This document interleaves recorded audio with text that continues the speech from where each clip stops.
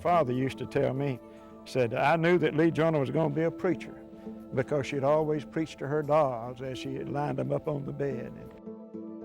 It was said to her, no church will have you as a senior pastor, Lea. This vacant lot with no people, no building, and almost no money is all there is to offer.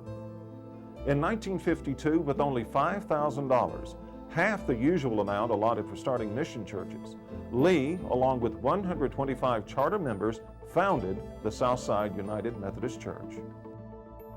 The preacher said to me this.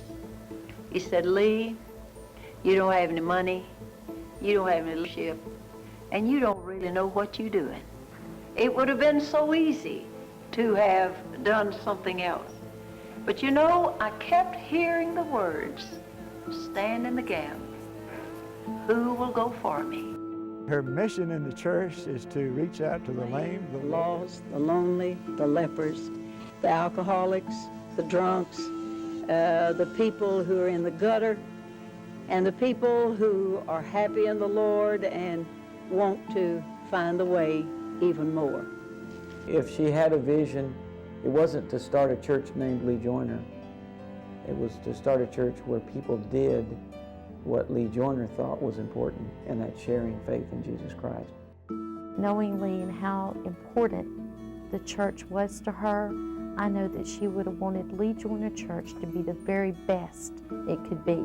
And the only way for that to happen would be for the move, for it to be the best it can be, for the people and for the community.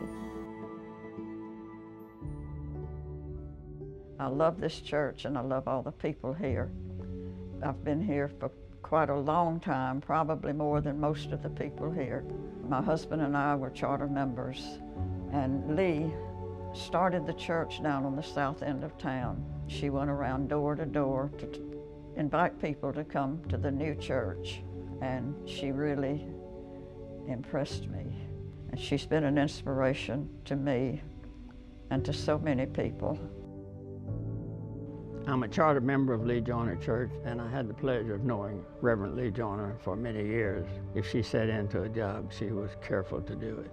She worked hard. She gave many of us an opportunity to work. Her church work has evolved to what we see here. Look at this beautiful sanctuary today. Look at this beautiful sanctuary.